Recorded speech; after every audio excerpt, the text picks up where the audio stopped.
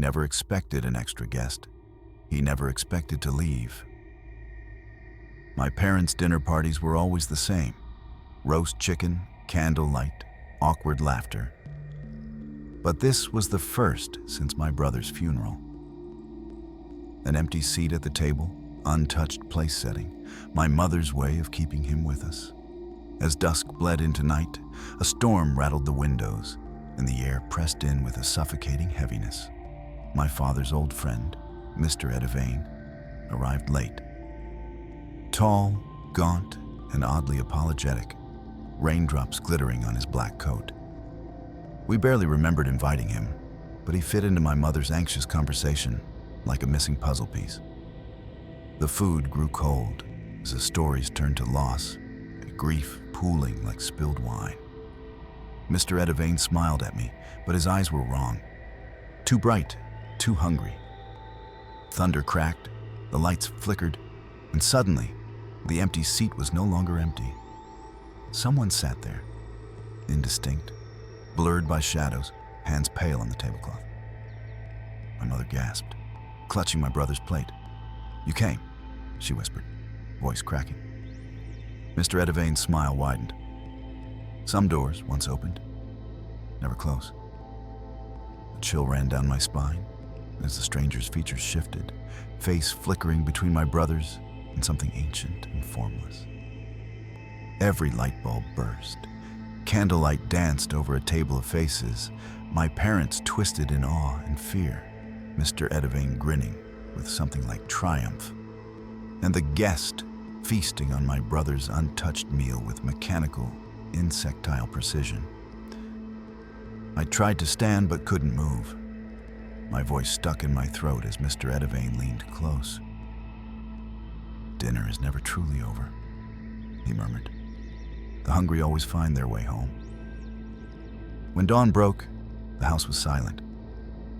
My parents sat at the table, hands joined, eyes blank. Only their shadows moved, flickering across the walls, joined by a third, thin and hungry. And Mr. Edivane's business card rested on the plate. Host to the lonely, hungry for company.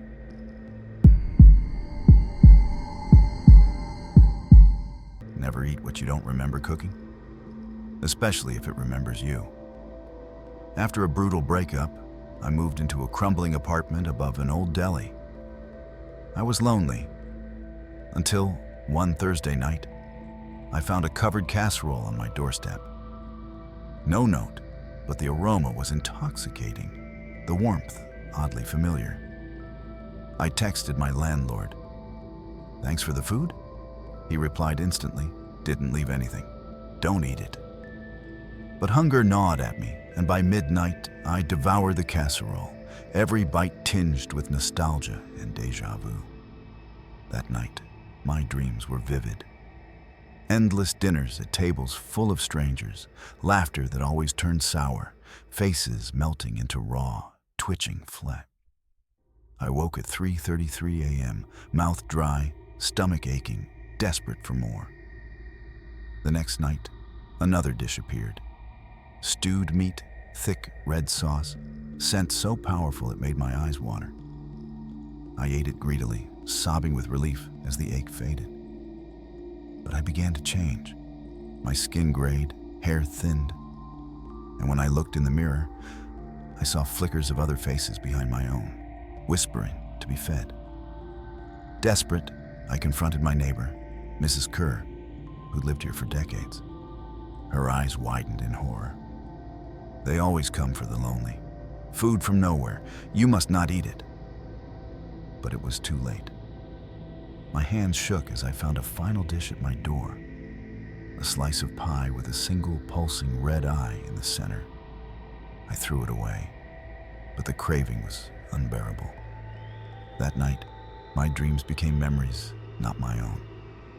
Endless hunger, endless dinners, feeding on myself until nothing was left but a mouth and a stomach. Now, every night, I leave food at someone else's door, desperate for relief. My own hunger never fades. I see my face in every window, pressed against the glass, waiting for the next lonely soul to open the door and let me in for dinner.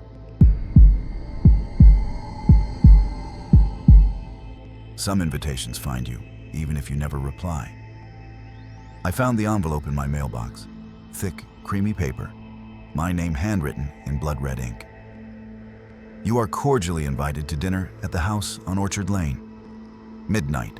RSVP not required. Curiosity won over caution. At 11:55 p.m., I walked through swirling fog to a mansion I'd never noticed before. Lights blazing in every window. The front door opened as I reached it, a butler in shadowy livery beckoning me in. The dining room was impossibly long, tables set for dozens, every place card handwritten with a different name. Some familiar, some not. I sat between two strangers, one whisper thin and trembling, the other silent, face veiled in black. Servants glided through the room, placing platters heaped with food that shimmered with unnatural colors. My own name card was embossed with a date. Tonight. As midnight chimed, the host entered, a tall, elegant figure with a smile that never touched his eyes. We dine tonight to honor those who came before, and those who join us now.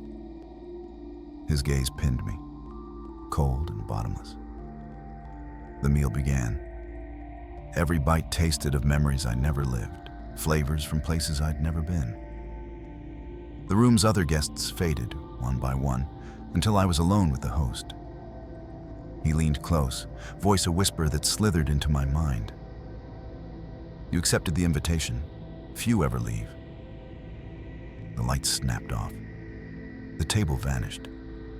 I found myself in a tiny room, alone, with a single place setting and a plate piled high with writhing shadows. I screamed, but the sound was swallowed by the darkness. The host's voice echoed, "The table is never empty and hunger never ends. Welcome home."